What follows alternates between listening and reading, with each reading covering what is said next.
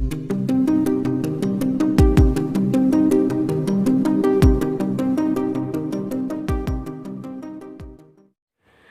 Dears, അസ്സലാമു അലൈക്കും. Welcome back to my channel.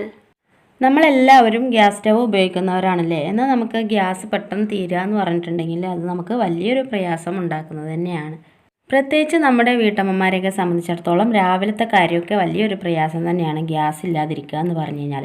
അപ്പോൾ ഗ്യാസ് പെട്ടെന്ന് തീരാതിരിക്കാൻ വേണ്ടിയിട്ട് വളരെ കുറച്ച് കാര്യങ്ങൾ ശ്രദ്ധിക്കുകയാണെന്നുണ്ടെങ്കിൽ നമ്മുടെ ഗ്യാസ് കുറച്ചധികം തന്നെ കാലം നമുക്ക് ഉപയോഗിക്കാൻ വേണ്ടി പറ്റും. അപ്പോൾ അത് എങ്ങനെയാണെന്നാണ് നമ്മുടെ ഈ ഒരു വീഡിയോയിലൂടെ കാണിക്കുന്നത്.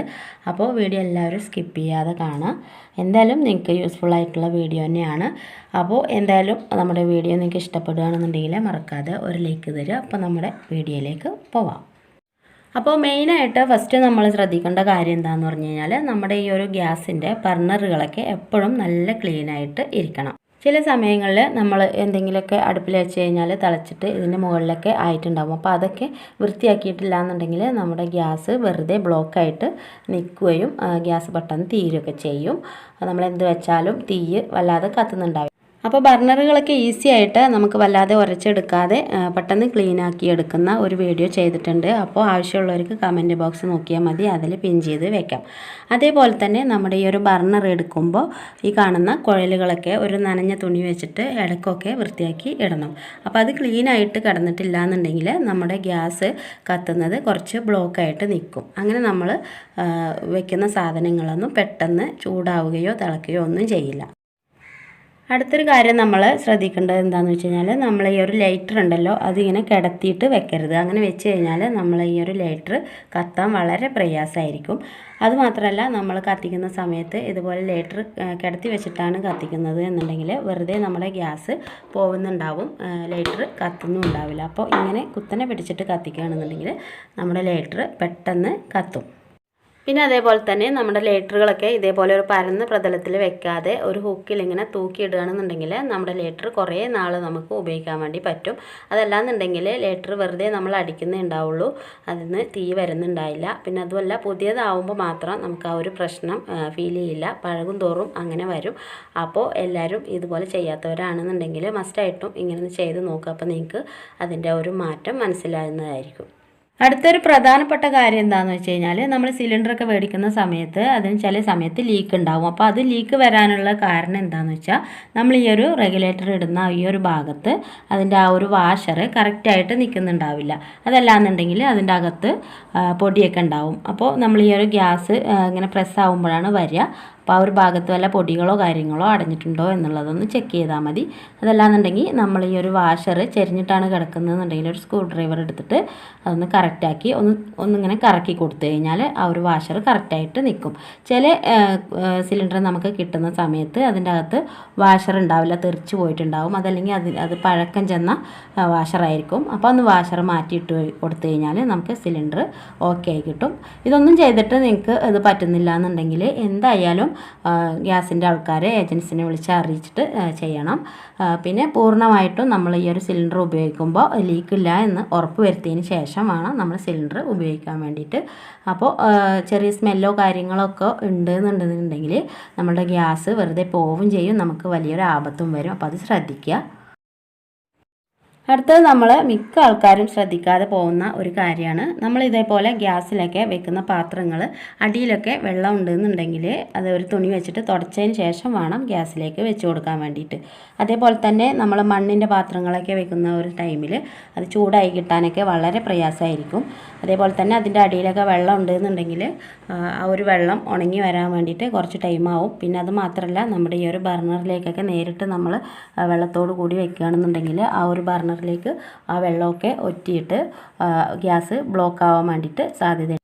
അതേപോലെ തന്നെ ഗ്യാസ് സ്റ്റവിൽ വെക്കുന്ന പാത്രങ്ങളുടെ ഈ ഒരു അടിഭാഗം നല്ല വൃത്തിയായിട്ട് ഇരിക്കണം. വൃത്തിയില്ലാത്ത പാത്രങ്ങളും അതേപോലെ എണ്ണ മെഴുക്ക് അതൊക്കെയുള്ള പാത്രങ്ങളൊക്കെ വെക്കുന്നതിലൂടെ നമ്മുടെ ഈ ഒരു ബർണർ പെട്ടെന്ന് വൃത്തികേടാവാനും ഗ്യാസ് ബ്ലോക്ക് ആവാനൊക്കെ സാധ്യതയുണ്ട്. അപ്പോൾ എല്ലാവരും അതൊക്കെ ഒന്ന് ശ്രദ്ധിക്കുക. അടുത്തതായിട്ട് നമുക്ക് ഗ്യാസൊക്കെ വളരെയധികം സേവ് ചെയ്യാൻ പറ്റുന്ന ഒരു കാര്യമാണ്. നമ്മൾ ഇതേപോലെ ഇഡ്ഡലിയൊക്കെ ഉണ്ടാക്കുന്ന ഒരു ടൈമിൽ നമുക്ക് ചിലപ്പോൾ മുട്ടയൊക്കെ പുഴുങ്ങേണ്ടതായിട്ട് വരും. അപ്പോൾ ആ ഒരു സമയത്ത് നമ്മൾ എന്ത് ചെയ്യണം, ഈ ഒരു ഇഡ്ഡലി പാത്രത്തിലേക്ക് മുട്ട വെച്ചതിന് ശേഷം ഇഡ്ഡലി ഉണ്ടാക്കുകയാണെന്നുണ്ടെങ്കിൽ നമ്മുടെ മുട്ടയൊക്കെ വെന്ത് കിട്ടുകയും നമുക്ക് ഗ്യാസ് വളരെയധികം ലാഭിക്കാൻ വേണ്ടിയിട്ട് പറ്റും. മുട്ട മാത്രമല്ല, പഴം, ഉരുളക്കിഴങ്ങ് അതൊക്കെ നമുക്ക് ചില സമയത്ത് ഉണ്ടാക്കേണ്ടതായിട്ട് വരും.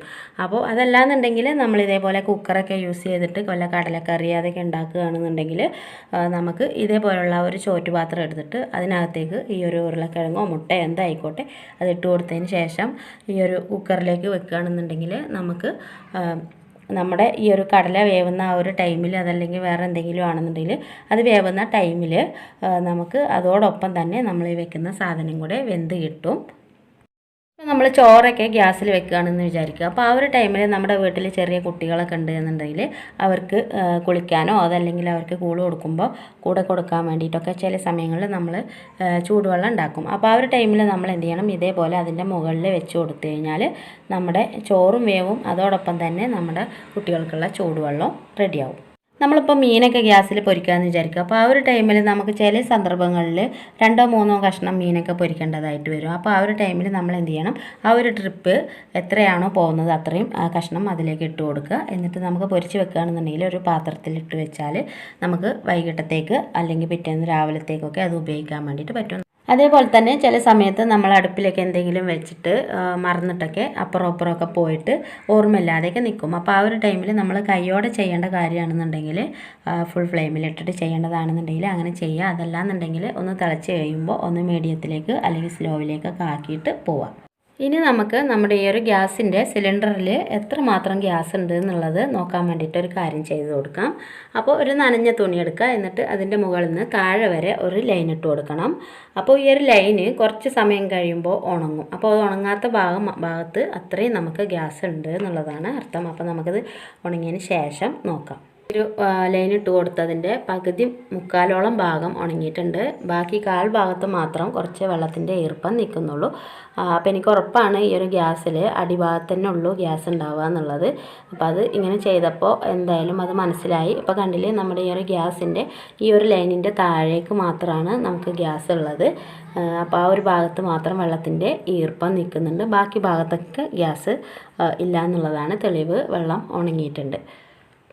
അപ്പോൾ നമ്മൾ ഈ വീഡിയോയിൽ കാണിച്ചിട്ടുള്ള ഇത്രയും കാര്യങ്ങൾ ശ്രദ്ധിക്കുകയാണെന്നുണ്ടെങ്കിൽ നമുക്ക് ഗ്യാസ് ഉപയോഗിക്കുന്നത് എന്തായാലും ഒരു മാസം നിൽക്കുന്നത് 2 മാസം എത്തുന്നതായിരിക്കും.